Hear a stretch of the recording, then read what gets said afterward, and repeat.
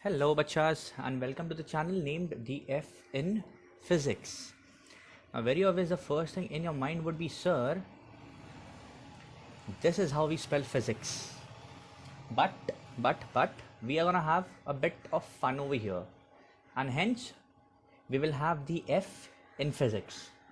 Okay, where F in physics stands for fun. So, you all know, looking at the name of the video, that we are going to focus on force and types of forces. Now we have studied force is basically a pull or a push on an object. Okay, so if I'm standing over here, I'm pushing the wall, I'm applying a force. Okay, let me give you all one example of a force. Let me just, yeah, there you go. Look at this video. साले को बम से उड़ा दूंगा एक बार हाथ में आ जाए तो सॉरी तो पानी पूरी मीठी बना रहे.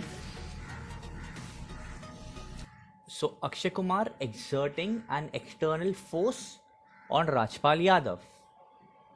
Okay, so if you have a force applied on the body by external agents, such a force is known as external force. So he pushed him and he also pulled him. So this push or a pull is a force. Okay, we'll clear this definition out further. Let me first give you all the types of forces, because in all the sessions regarding this topic we will only be talking about force and learning more about it. Okay, so every definition has a reason behind it. Since I have gravity pulling me, I have same poles of the magnet pushing each other, I can apply muscular force and push something or pull something. So this is a general definition for a force, a push or a pull on an object. Now for types of forces I will categorize them into two. और ये भेदभाव क्यों हो रहा है वो भी मालूम पड़ेगा. So the first type of force I would like to talk about would be a gravitational force. ठीक है. Now any object which has mass will exert gravitational force, also will be attracted by this gravitational force.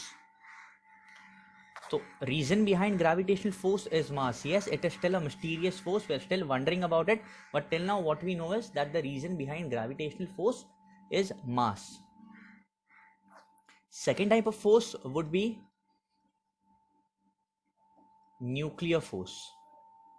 Okay, so nuclear force is a force which is present in the tiny nucleus of an atom. So nuclear force binds the nucleus of the atom together, whereas gravitational force binds the entire universe together. Are we clear with what nuclear force is? Yes, even your body has nuclear force. We just don't know how to harness this. Okay, your body has nuclear energy, right? It's made up of nucleus, it's made up of atoms. So every source of energy will produce a force.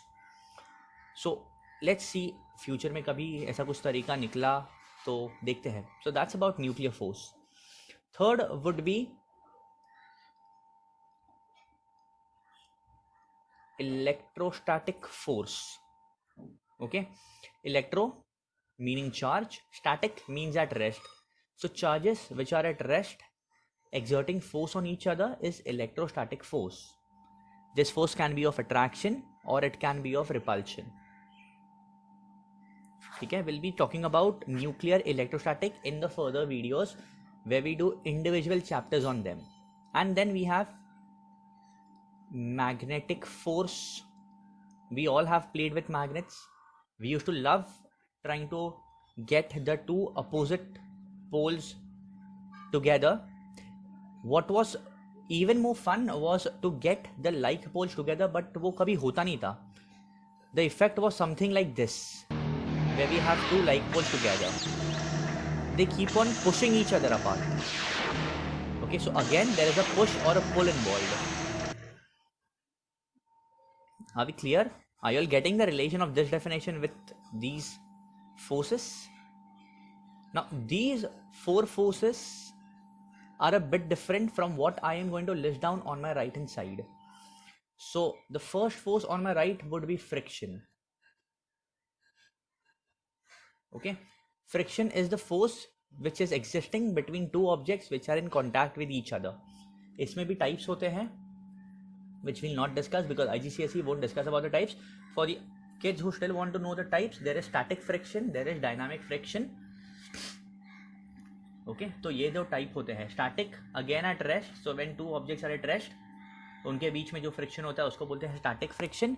And when an object moves it will still experience friction. That friction is known as dynamic friction. Okay, this friction is actually very important. Without this friction, things would be very difficult for us. ठीक है, say for example, this is some person who is wearing his shoes. अब obviously जूता पहना है तो he will have to tie his shoelace. अगर friction नहीं होगा वो shoelace खुल जाएंगी. Okay, so friction is this important. From shoelace to you holding a pen, it is very important. Okay, physics में friction को थोड़ा सा villain consider करते हैं because it will lead to loss in energy, but actually I suppose friction is important part of our everyday life. So this was one type of force. Second type of force is tension. Okay, this tension is not the mental stress that a person undergoes. Tension क्या होता है? Say for example, okay, we saw that video, right? This one. Okay, we saw this video. So Akshay Kumar came and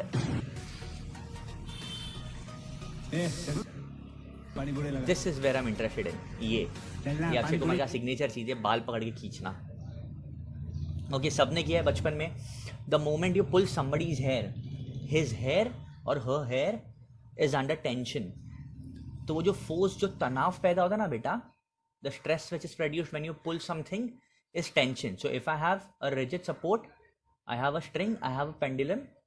pendulum का weight downward direction में act होगा gravitation force की वजह से, mg.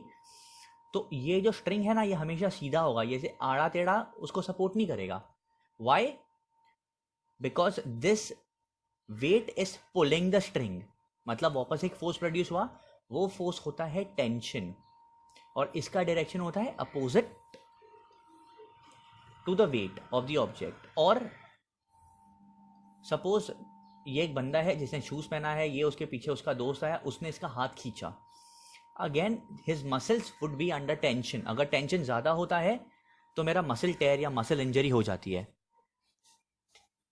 Okay, so this is the second type of force which is tension. The third type of force over here would be a normal reaction. ये भी शायद आप लोगों ने फर्स्ट टाइम सुना होगा. ठीक है, ये क्या है? हम आगे जब बैलेंस फोर्स की बात करेंगे then we'll talk about it. Then I can add muscular force. Okay, I can have mechanical force, I can have buoyant force, which I'm not writing. ठीक है. Now, how are these forces different from each other? So the forces on the left, which is written via blue, I don't require a contact between them. So such forces are known as non-contact forces. And the one on my right, these forces which require a contact are known as contact forces. Okay, the video is going to be raw. If I say something wrong and then I correct myself later, please understand it is, I am doing it on spot, no editing involved. Okay, so this is the difference between these two. एक में मुझे contact चाहिए, राजू आया, बाल खींचा, tension हुआ, contact. But अगर राजू वो पानी पूरी खाते खाते गिरा दिया, then अर्थ नहीं ऐसा हाथ डाल के उसको खींच रहा है, that becomes a non-contact force. Are we clear with the two types of forces? Now let's thank him इतनी epic movie और ये concept समझाने के लिए. Okay, now let's talk about the effects of forces. To study the effects of forces, I've got one more video, and yeah, again a very बहुत पहले की बात, cool movie. तेरे आने से पहले की बात है. उसको मैंने पानी डाला, खाद डाला, उसको कीड़े मकोड़ों से बचाया. वो बड़ा हुआ और बड़ा हुआ, बहुत बड़ा हुआ. उसके अंदर फूल लगे, फिर फल. एक दिन एक हरामखोर फल को तोड़ के खाने लगा। अब तू बता कि मुझे क्या करना चाहिए। साले को पकड़ के दे। मैं तो बोलता सही बोलता है तू। This is where I'm interested in. So initially or at this moment, both Akshay Kumar and John Abraham are at rest. Akshay Kumar के हाथ में जूता है obviously. ठीक है. Now the very next moment, let me write. Okay, so Akshay Kumar, we all know that Akshay Kumar hits John Abraham. So let's talk about John Abraham. Initially John Abraham is at rest. कोई भी object rest पे होता है तो उसका initial speed होता है 0. Now let's see what happens when force is exerted on John Abraham. ये पड़ी. Okay. Move हुआ John Abraham. So can I say by applying a force, an object which is at rest can be brought into motion. Okay. So this is first effect of force. Second effect would be opposite. From motion. By the way, motion मतलब उसका speed is not 0. Any non-zero value. So motion, which means now my initial speed is not 0, I can bring that object back at rest. This is what happens when you are riding a bike और उसमें accelerator होता है, you rev it up or you rev it down. So since your speed changes when you are revving, we say that the vehicle is accelerating. What do we say? The vehicle is accelerating. Okay, and change in speed or rather change is represented in physics by this sign. ये होता है change. So delta S, I can change the speed of the object. Okay, sir यहाँ पे speed u है, यहाँ पे speed v है, यहाँ पे speed s है. This u and v are my initial and final velocities और ये speed है. फर्क क्या है दोनों में? एक है scalar quantity, एक है vector quantity. Okay. Scalar quantities को डिफाइन करने के लिए मुझे सिर्फ एक चीज चाहिए, वो होता है मैग्नीट्यूड. मैग्नीट्यूड क्या मतलब होता है? नंबर. ओके, मेरे वीडियो को 10 व्यूज आए तो वो जो 10 है ना, that is the magnitude. Time is 7 o'clock, so the 7 is the magnitude. Okay, I am moving with the speed of 35 kilometre per hour, so 35 becomes the magnitude. But अगर मैं वेलोसिटी की बात करूं, ओके, वेलोसिटी मतलब एक speed in only one particular direction. तो अगर मैंने डायरेक्शन असाइन कर दिया स्पीड को तो वो होती है वेलोसिटी. मतलब अब मेरी स्पीड के पास मैग्नीट्यूड भी है और डायरेक्शन भी है. ठीक है, और ऐसी quantities, these quantities which require two things to describe themselves are known as vector quantity. So velocity एक वेक्टर क्वांटिटी है क्योंकि उसको मैग्नीट्यूड डायरेक्शन दोनों चाहिए. इसके बारे में एक इन डिटेल वीडियो बनाऊंगा if you all want. I am assuming you people know what vector and scalar quantities are. तो अगर एक चाहिए तो scalar quantity.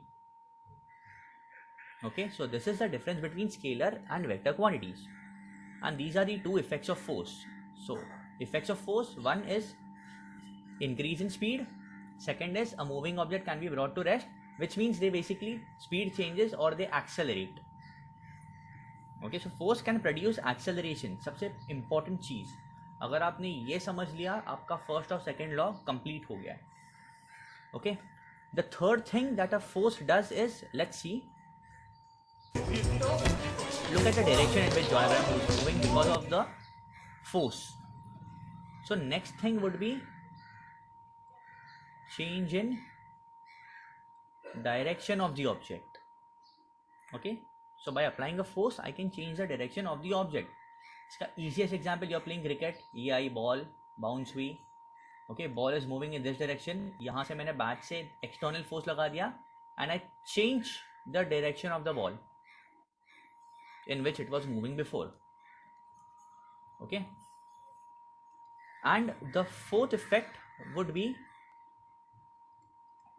change in shape of the object.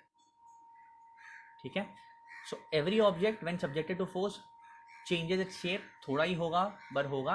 Let it be elastic, let it be rigid, थोड़ा बहुत change in shape होता है. ठीक है, as we all know, every object after a particular amount of stress becomes plastic.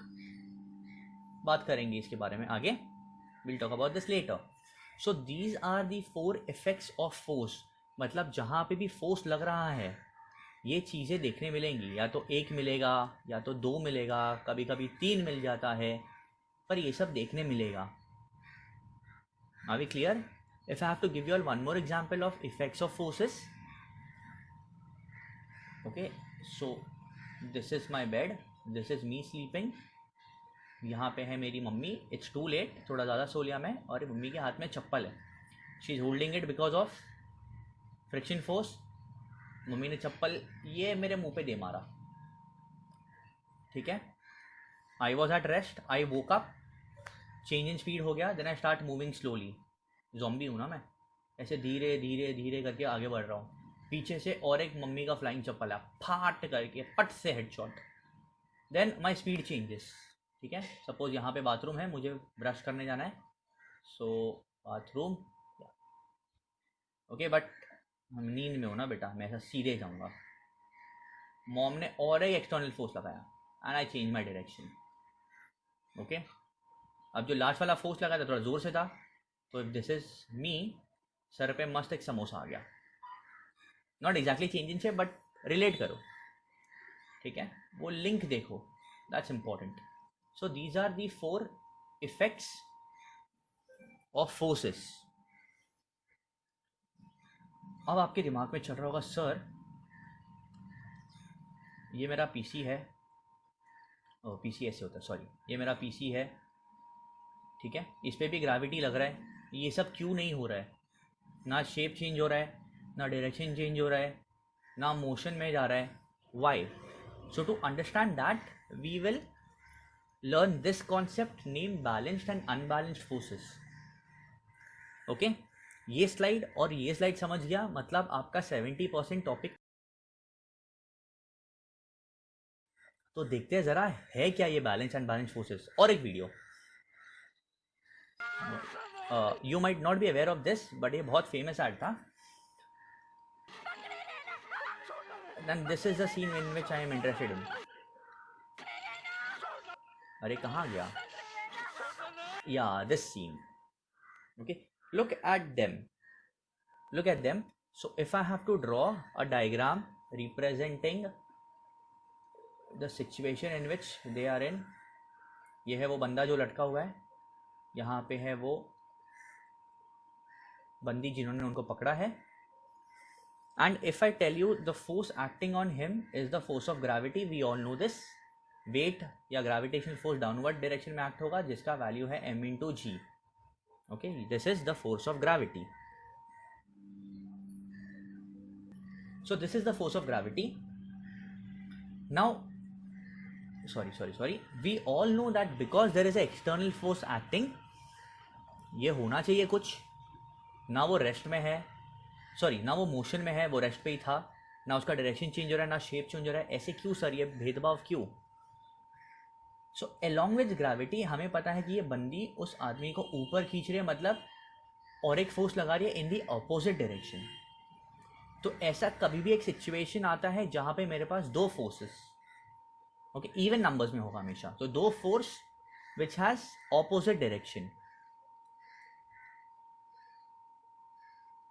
So if I have a condition where 2 forces are in opposite direction and उनका magnitude मतलब value और the number, okay, is the same, then my forces are said to be balanced, which means my net force या resultant force turns out to be 0 Newton. अब मुझे कैसे पता magnitude same है? Very obvious, अगर मेरा downward force ज़्यादा है अपवर्ड फोर्स से, तो ये नीचे गिर जाएगा. It is similar to you trying to lift something which is very heavy. Gravity ज़्यादा है, आपने ऊपर की तरफ कम फोर्स लगाया है, तो ये नीचे गिर जाएगा. अगर मेरा अपवर्ड फोर्स ज़्यादा होता डाउनवर्ड फोर्स से, तो ये चीज़ ऊपर उड़ जाती. It is you throwing something light up in the air, but आपने उसको पकड़ के रखा है, which means you are balancing the 2 forces. ठीक है. So the moment you apply the same force as gravity and the direction opposite, I say that the forces are balanced. Every object around you which is at rest, I repeat, every object around you which is at rest is being acted upon this balanced force.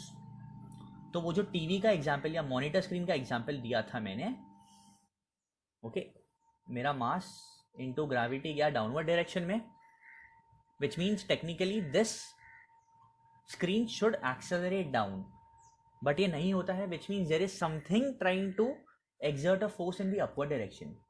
अब वो wall तो नहीं हो सकता है क्योंकि ये wall mount नहीं है, which means it has to do something with this support, या वो जो टेबल है, because the table is actually supporting my monitor. अगर टेबल पतला होगा तो मॉनिटर नीचे गिर जाएगा, विच मीन्स तब ग्रेविटी तभी भी एक्ट हो रहा है, बट इफेक्ट ऑफ ग्रेविटी दिखेगा. But in this case my table is exerting an equal and opposite force, और ये फोर्स को बोलते हैं नॉर्मल. तो इफ़ यू ऑल रिमेंबर, मैंने जो नॉर्मल की बात की थी, जो नया फोर्स आप लोगों ने सीखा है आज, वो है नॉर्मल, या इसको नॉर्मल रिएक्शन भी बोलते हैं. It is the force which is balancing gravity. तो जब आप ज़मीन पे भी खड़े होते हो, ऐसा नहीं कि ज़मीन पे खड़े तो ग्रेविटेशनल फोर्स जीरो होता है, there is still gravity acting on you, but the net effect of this force is zero, because ये नॉर्मल रिएक्शन उसको कैंसिल कर देता है, मेरे फोर्स बैलेंस हो जाते हैं. अगर मेरा नॉर्मल रिएक्शन ज़्यादा है, which means I will move up in the air. अगर मेरा नॉर्मल रिएक्शन ग्रेविटी से कम है तो मैं ये धरती चीर के नीचे चले जाऊंगा, जो होगा नहीं. लॉल, अभी क्लियर बच्चास? So this is about balanced forces, okay, और ये हमेशा इवन नंबर्स में होते हैं. What about unbalanced force? Unbalanced force, okay, unbalanced force में my magnitude is not the same, because of which I have some resultant force, और मैं बोलता हूँ resultant force is some non-zero value, has some non-zero value. और जहाँ भी मेरे unbalanced forces होते हैं, wherever I have unbalanced forces, these three effects of forces would be seen. तो ये तीन effect of force मुझे unbalanced फोर्स के टाइम पे देखने मिलेगा. बैलेंस फोर्स के टाइम पे नहीं, ये बैलेंस फोर्स के टाइम पे हो जाएगा. इजीएस्ट एग्जांपल इज, एक च्युइंगम है, मैं स्कूल में लेके गया, मेरे दोस्त ने देखा, हम दोनों तो खींच रहे हैं, ऑब्वियसली का शेप चेंज हो जाएगा, स्ट्रेच हो जाएगा ये, ठीक है. So irrespective of balance unbalance, this can be seen, but remaining three will be seen only when forces are unbalanced. So if you have understood these two concepts, your first and second law of motion is 70% done, as I told you. अभी बस उसके जो statements है वो पढ़ना है और उसके एग्जाम्पल्स पढ़ने हैं. अभी clear? Now one thing you have to remember, no matter what force I am applying, कुछ भी कर लूँ मैं, okay, the mass of the object, the mass of the object will not change, okay, इसको बोलते हैं law of conservation of mass. ऐसे आप law of conservation of momentum पढ़ोगे, law of conservation of charge पढ़ोगे, सो दिस इज वन, और energy भी पढ़ोगे. So this is one law of conservation of mass, that my mass before force applying and after force applying remains the same. Okay, now let's study an example where we do balanced and unbalanced forces. So suppose आपका sir जो है वो rugby खेल रहा है, खेलते हैं भाई, कभी कभी हम भी कुछ खेल लेते हैं. So I am standing, I am on the ground. Can you tell me the forces acting? Yes, one force is in the downward direction, other force is in the upward direction. Downward direction में gravity, upward direction में normal. Force balanced है, ये सब नहीं देखने मिलेगा, ठीक है. मैं रेस्ट पे हूँ तो रेस्ट पे रहूँगा. अचानक there is some player who comes and bumps into me. तो ये दो फोर्स तो बैलेंस थे, ऊपर और नीचे का फोर्स बैलेंस था. अब यहां से एक एक्सटर्नल फोर्स लग गया. Is it balanced from the counter side, from the opposite side? नहीं, कोई नहीं है. Which means this unbalanced force will produce these changes. तो मैं रेस्ट में था, मैं मोशन में आ गया, ठीक है, and this will be my final state. अभी clear? So this is an example of unbalanced force. और अगर बैलेंस फोर्स की बात करूं, so look at this duck, okay. I will have a downward force, very obvious because of its weight या gravitational force mg. अब अगर सिर्फ mg है तो ये डक डूब जाना चाहिए, बट ऐसा होता नहीं है because water is also exerting an upward force similar to the normal reaction. Similar बोला, सेम नहीं बोला, ठीक है. And this is known as buoyant force और अपथ्रस्ट और फोर्स ऑफ बॉयंसी. अगर ये दोनों सेम है ऑब्जेक्ट फ्लोट होगा. अगर मेरा ये वेट इज मोर तब ऑब्जेक्ट सिंक हो जाएगा. Are we clear with this? Okay, so in today's lecture we learned water forces, the two types of force, contact, non contact. ठीक है, वहां पे जो कॉन्टैक्ट फोर्सेस थे वो हमने पढ़े. हमने टेंशन पढ़ा, हमने नॉर्मल पढ़ा, नॉन कॉन्टैक्ट में ग्रेविटेशन पढ़ा. Okay, nuclear, electrostatic, magnetic, we'll do it later, we said. Then we did what are balanced, unbalanced forces. We saw how unbalanced forces is the reason why these things change when I have an external force applied. तो ये external force हमेशा unbalanced होना चाहिए ये effects देखने के लिए. And then we did an example. Now homework for you all will be, आपके इर्द गिर्द, आपके दरमियान में जितनी भी चीज़ें हैं, you people will have to think of how the force is balanced. Obviously जो रेस्ट पे है, ठीक है. ये है आपका homework. And since I have a duck in this video और बिना लेम जोक के लेक्चर अधूरा है, so here is a question for you all. Okay, ये जो डक्स है इनका एक यूनियन था. ओके, ऐसा डक्स का यूनियन था, बड़ा सा ग्रुप था जिसमें करीब 1000 डक थे. इस यूनियन का लीडर कौन था? सोचो. तो ऐसे डक का जो यूनियन होगा, 1000 डक, 500 डक, 10 डक, 2 डक का ग्रुप, उसका लीडर कौन होगा? उसका leader will always be a frog, because frog is a main duck. Sorry, mood खराब कर दिया, बट ठीक है ना, अभी झेलना पड़ेगा. Okay, whatever doubts, whatever queries, whatever comments you have, please comment section में करके बताओ. कुछ भी, let it be positive, negative, feedbacks welcomed. And I hope ये वीडियो अच्छा लगा. So in the next class when we meet, so I'll try to upload a video at least every weekends. Next class I'll upload a video on first law of motion and inertia. Till then, take care. Thank you.